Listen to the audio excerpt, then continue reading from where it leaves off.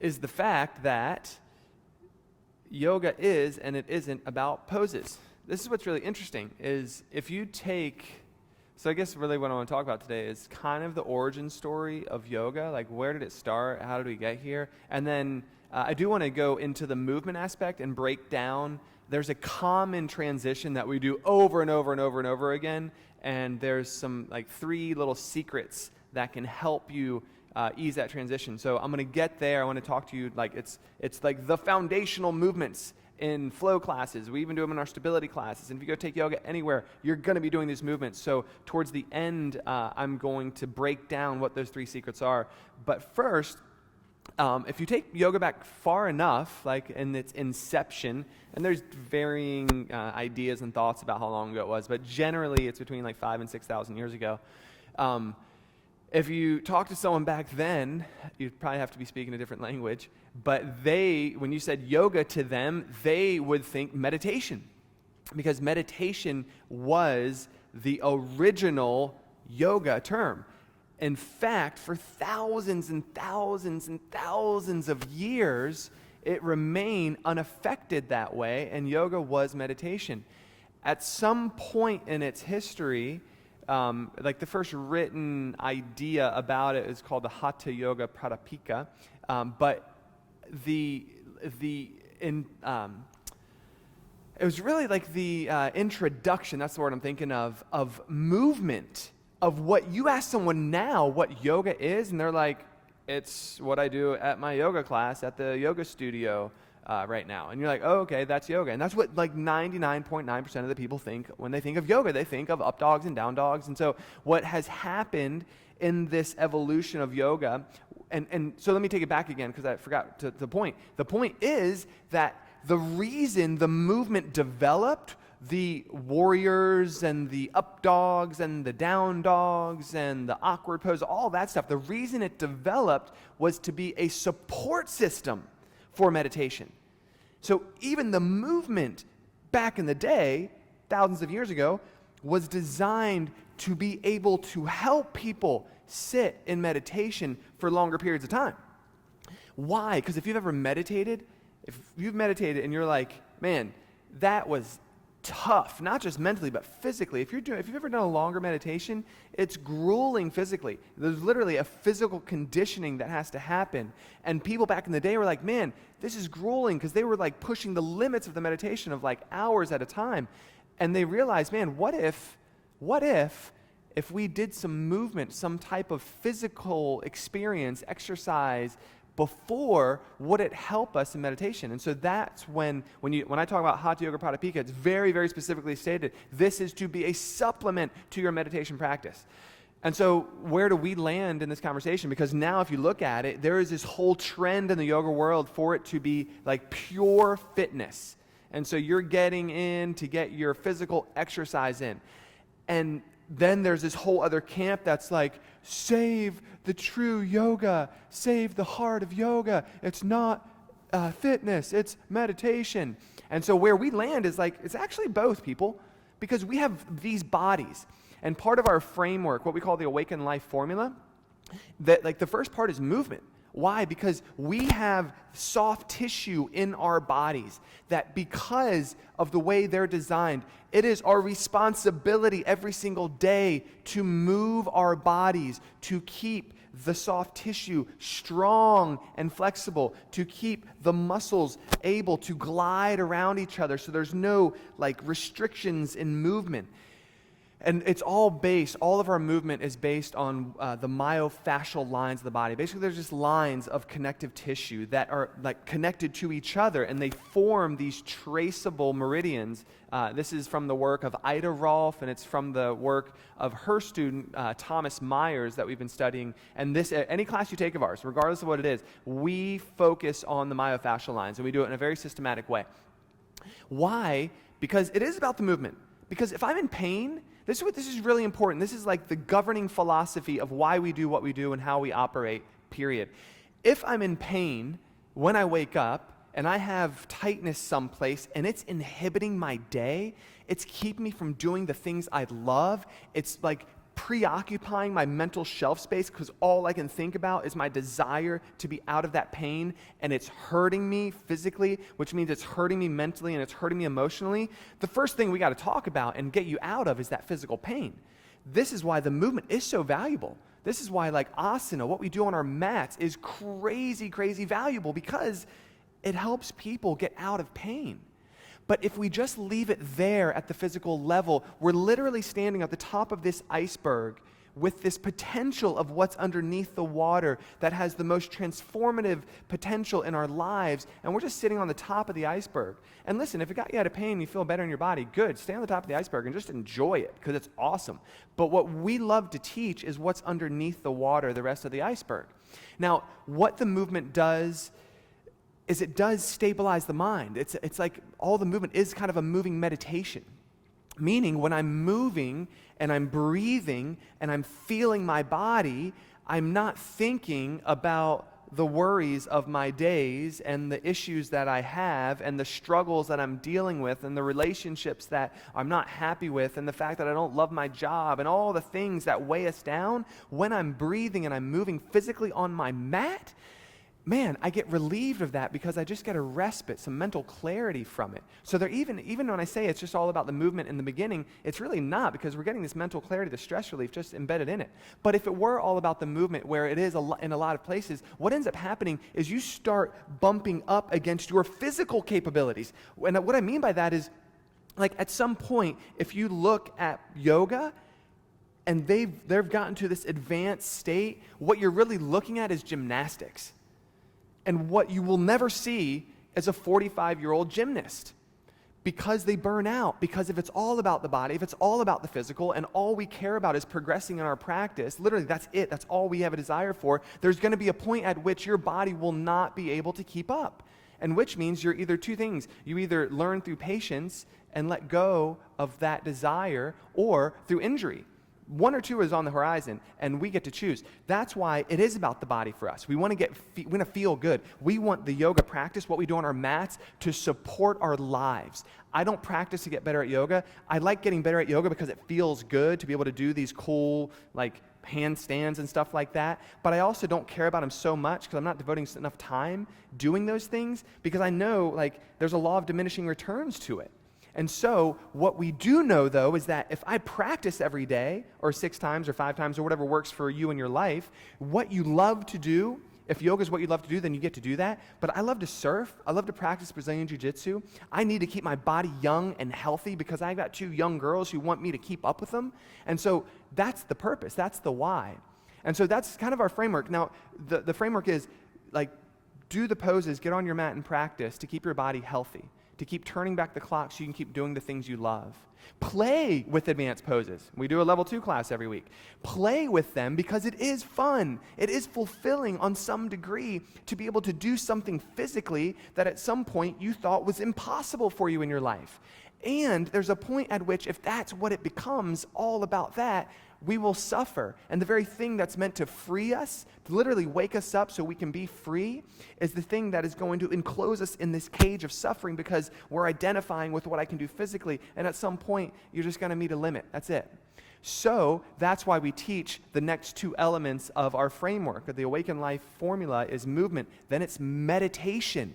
Then it's manifestation, meditation, getting control over this thing so that we can focus our minds and be clear to remember who we really are. And that's what I talked about a couple days ago. That being is then the foundation of becoming, and that's where we wrap manifestation around. That's the law of creation. How do I create the life of my dreams? How do I create the relationships that are fulfilling and rewarding over the long term?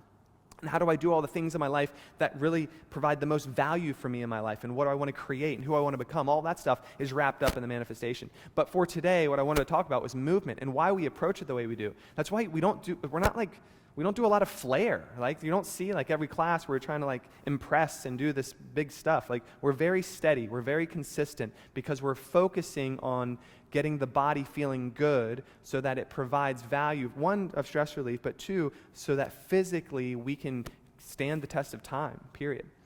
I hope that helps. John's monitoring this, so if there's any questions, feel free to type them in. But I want to get into in this, in our framework of movement, meditation, manifestation. In the movement, we do asana, right? We do yoga on our mats, and a very specific way of doing it, because our bodies are made very uniquely, but we're all made of the same stuff. And if we move systematically, we have the best case scenario over the 15 plus years that we've owned Hot House Yoga, hopefully, fingers crossed, for another 15, and the 20 plus years we've actually been practicing, this works for us. And we have, John and I, we're just in Costa Rica, and we did a trip. It was a one-day trip, 3 hours of driving there and back, 8 hours of surfing in the water non-stop. I say nonstop. We did like a minute break to get a bar so that our bodies didn't break down, so we could go back out and surf. Why was I able to do that? Because of what we do on our mats. That's what I'm talking about. This practice fueling my passions to keep them alive in my life so that I feel and live my most passionate existence. With all that said, there is a transition that everyone does from down dog into lunge. And there are 3 key things that I want to talk about, because while we're moving and on our mats and we're doing the things we do, I want to help you out and get you feeling more fluid in that transition. And so check this out. The 3 things are, I'll just tell them to you right now. 1, you got to shift your gaze forward. 2, you got to lift that grounded foot, the heel high. And 3, you got to bring the knee as tight to the chest as possible. But there's some intricacies that I want to talk about as well. So from down dog, right? The idea, what I want you to pay attention to is look at the amount of space between the mat and my body. What I'm trying to maximize is that amount of space. I'm trying to actually increase the space between my body and the mat so that I can more effectively get my foot farther up towards my hands. And that's what those 3 things do. So check this out. Notice the space between the mat and my body now. And now, that's why, and you'll hear, this is embedded in how we teach, like not just John and I, but all of our teachers. Every time you hear this transition being cued from a teacher, you will hear these 3 things every single time. But a lot of times it becomes so rote that you don't really hear it, right? So the first is lift the heels high. Then we say sweep the right leg to the sky. So now look, when I lift the heels high, look at the amount of space that I've now created between my mat and my body. Right? Now, this isn't part of it, but we lift the leg high. I could do a whole breakout on why this leg straight and strong is the way it is. But now, so look at this. Now, look, the grounded foot, heel high, I create more space. Now look at this. Gaze forward, I create more space between the mat and my chest. Now, those are the 2 things that are creating space. I lift the heel, I shift the gaze, and then pull the knee tight, because as the knee pulls tight, I'm still trying to hold that space. And then I step the foot forward as far as I can. I've been practicing for a while. That takes a lot of time to get the foot in the position where I'm right in it. So if you do all that, proportionally speaking, and I mean proportionally like the relationship between the length of your arms and the length of your legs, the length of your torso and the length of your lower torso and the length of your upper torso. There's all these different proportional relationships that will either help or hurt you in some of these transitions. My point behind saying that is, you may be like, Chris, I hear you. I lift the heels high, I shift my gaze forward, I pull the knee as tight as I can, and even with all that, I just get stuck halfway. Totally fine. Keep working it, and it may be something that you can build through over time and get more flexible and strong to change it, or it may be something you can't, and then this is what you do. If the foot doesn't land even anywhere close to the hands, use your right hand and help the right foot up the rest of the way. Super simple, very effective. We've had people do entire level 2 classes with us. And what they do when they do this lunge, they do everything we say, and then they go here. And for some, it's so drastic, they drop the back knee down, use the right hand, and help the right foot up the rest of the way. Level 2 classes flowing seamlessly. Drop the knee, put the foot up, no big deal. Next level is you come up, and you don't need to drop the knee, so the right hand helps the right foot up the rest of the way. Then you're in your lunge. Next level, again, all of this is assuming that your heel is high, your gaze is forward, your knee is tight, and then over time you'll get closer, and where you may not need to use the hand, you can just inchworm it, right? And then you're in your lunge. And then sometimes over time, you may just be a building of strength and flexibility, get the foot up right into position immediately. one big step. Does it really matter? No, but it's healthy. It's helpful. What you can also do, if proportionally you feel like, man, I'm doing it. I'm like killing myself lifting my heel. I'm killing myself shifting my gaze and pulling my knee tight. What you can also try to do is see what happens when you put your hands on blocks.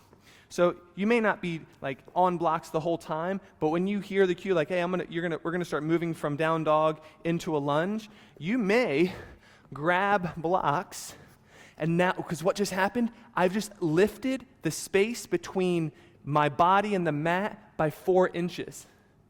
Hands on blocks. And what that does is it creates way more space for me now to lift the heels, sweep the right leg high, shift the gaze forward, knee tight to the chest, and all of a sudden, fluid right into it. So those are the key things to remember when you're doing that. 1, keep working the 3 key secrets, which is heels high, gaze forward, knee tight to the chest. Keep working it, and then remember, I can drop my knee and use my hand to help my foot up. I can just help my foot up. I can inchworm. Or if you're like, man, I'm just struggling and I'm doing all that stuff and it's just not working, place your hands on blocks. And what'll happen is you will get a more fulfilling experience because you're now transitioning more seamlessly and there's less kind of rigmarole. There's less adjusting with that stuff. So anyway, I hope that helps. Remember, it is about the movement because of what it does for our bodies and our lives, but it's not all about the movement because at some point, it's got to be about more, and that's the framework we use. We do movement to get the body feeling good, but then we talk about and we teach meditation, and then we talk about and we teach manifestation, and that's kind of what we're like piecemeal bringing out to you with these 12 o'clock classes is we're doing meditations, we're talking about movement, we'll do pose breakdowns, we're going to start talking about the law of creation and how a process that we've used to create Hot House, to have our wives in our lives, for our children, everything that we've created in our lives is a process, a framework that we used for a long time. So anyway, we're super excited about sharing that with you, and thanks for being here. Any questions, comments, thoughts? Yeah, Angela asked, what if my left side doesn't make it, but my right side does? Is it something I'm doing wrong? Maybe not. It could be an old injury or a hip that has less range of motion on one side versus the other. So what I would ask you is on the side that's limited, was that side ever injured? And if not, do you have just naturally the same range of motion in flexion where I either hinge at the hip or I bend up at the thigh? I'm just shortening the angle from one side to the other. If it's limited, then on one side versus the other, you're going to have a different experience. And our first teacher, where we got our 200-hour certification from, Jimmy Barkin, his right hip would compress. He could only, and I say compress, literally the bone of the femur bone, that's actually the neck of the bone, would start hitting it's called the rim of the socket, the acetabulum. It would hit inflection on this side way earlier than this side. So he would actually have to bring his thigh around on the right side to get it in position, or on the left side it didn't. But that was an anomaly for his body in the hips, one point of compression versus the other. Sometimes it's born from an experience of living, an injury, a car accident, or something like that. And sometimes it's because of just how our bodies are made, these slight nuances or drastic nuances from the structure of one hip versus the other. Yeah, my left side is limited in several ways. Yeah, so then you just accommodate for it. And meaning you may need to drop the knee on that side and help the foot up, or you may just make little concessions, use blocks on that side. Yeah, you're welcome. My pleasure. John asked, how was the surf? Oh, it was so good. So, it was just John and I. So we surf Witches Rock, John. And I don't know if you've been to Costa Rica and surf Witches Rock, but we drove in. And driving in, like Santa Rosa National Park, it is not for the faint of heart. You're literally driving basically on a mountain that they call a road. And what it does is it limits people from actually getting there. Otherwise, if you don't go that way, you got to go boat, and that costs a lot of money. So John and I surfed for 8 hours. There was pockets of times where 2 other people or 3 other people were out in the water with us, but for probably 7 of those 8 hours, it was just John and I, not a soul on the beach, and we were trading chest-to-head high waves, firing rights and lefts with barrels. Oh, so good. Yeah, man. So good. Anyway, don't get me started on surf, man. You're welcome, Stacy. See you guys.